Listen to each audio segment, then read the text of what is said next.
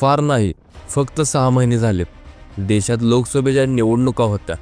त्यानंतर भारतीय जनता पक्षाला उत्तर प्रदेशनंतरचा सर्वात मोठा फटका लोकसभेच्या 48 जागांवर बसला.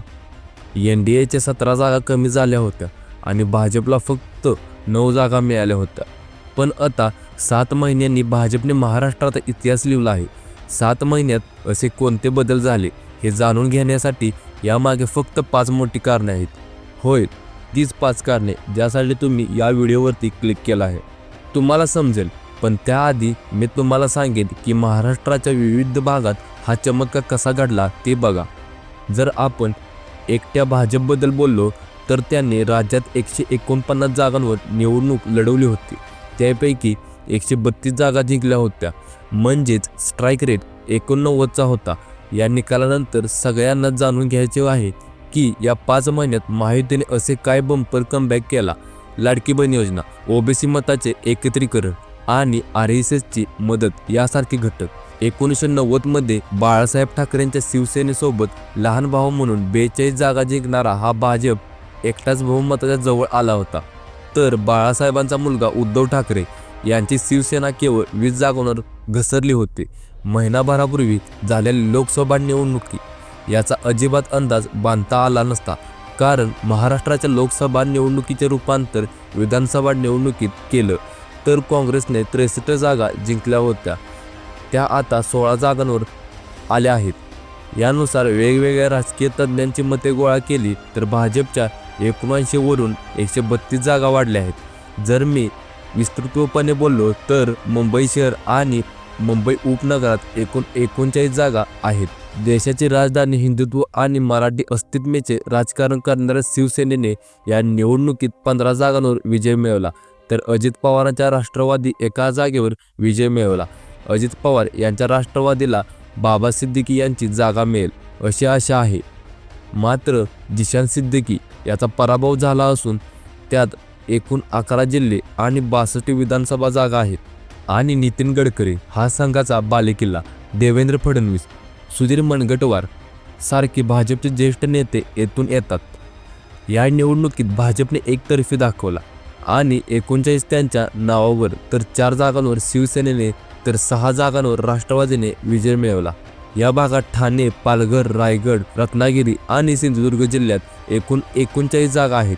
त्यामुळे या भागात किनारपट्टीचा भागही म्हटले जाते. येथे भाजपने 16, शिवसेना शिंदे 16 जिंकले आहेत, तर राष्ट्रवादी अजित पवार गट मराठवाड्यातील 4था, संभाजीनगर, बीड, जालना, धाराशिव, नांदेड, लातूर, परभणी आणि हिंगोली जिल्ह्यात एकूण 40 विधानसभा जागांवर विजय मिळवला आहे. महाराष्ट्रातील 1/3 मराठा लोक या दुष्काळी भागात राहतात. येथे 3 मोठे मुद्दे होते. यावेळी NDAचा सर्वात मजबूत स्ट्राईक होता, कारण या भागात 46 पैकी 11 जागा जिंकल्या आहेत. भाजपने 20 जागा लढवल्या आणि 19 जिंकल्या. शिवसेनेने 16 जागा लढवल्या आणि 13 जिंकल्या आणि अजित पवार NCPने 13 जागा जिंकल्या. 9 वर निवडणूक लढवली आहे. त्याच्या नावावर 8 आहेत. आता 5व्या क्रमांकावर पश्चिम महाराष्ट्र आहे आणि या प्रदेशातील एकूण 5 जिल्हे आणि 58 विधानसभा जागा आहेत. सहकार कारखाने, सहकार सोसायटी आणि सहकार बँक या कॉर्पोरेट क्षेत्रावर फायनान्शियल एक्सपेन्सची मजबूत पकड शिवसेनेने 11 जागांवर विजय मिळवला आहे. अहमदनगर, धुळे, जळगाव, नंदुरबार आणि नाशिक जिल्ह्यातील एकूण 47 विधानसभा जागा द्राक्षे, केळी आणि पायीच्या लागवडीसाठी राष्ट्रवादीने काबीज केल्या आहेत. या भागात किंगमेकर आणि त्यांना टार्गेट करत भाजपने 20, शिवसेना शिंदे 11 आणि राष्ट्रवादी 12 जागा जिंकून इतिहास रचला. संपूर्ण महाराष्ट्रात जो इतिहास रचला गेला आहे त्याची चर्चा प्रत्येक क्षेत्राच्या जगाच्या अनुषंगाने करण्यात आली आहे. घटक आहेत. आधी लाडकी बहीण योजना पहा. लोकसभा निवडणुकीनंतर भाजपने राज्यात अभ्यासक्रम सुधारणेला सुरुवात केली. त्यामुळे 28 जून 2024 रोजी महायुती सरकारने माझी लाडकी बहीण योजना सुरू केली. अवघ्या 24व्या वर्षी लोकसभा निवडणुकीच्या निकालानंतर या अंतर्गत 21 ते 65 वयोगटातील महिलांना दर महिना 1500 पेक्षा जास्त वेतन मिळू नये आश्वासने सरकारने दिले होते. तर महिलांना दिवाळी दिवशी बोनस म्हणून 3000 त्यांच्या अकाउंटमध्ये मिळाले असे तज्ज्ञ सांगतात. मतदारावर प्रचंड प्रभाव पडला आहे असे म्हटले आहे की महिलांशी फारसे बोलू शकत नाहीत, परंतु या योजनेचा महाराष्ट्रात मोठा परिणाम होणार असल्याचे स्पष्ट झाले आहे.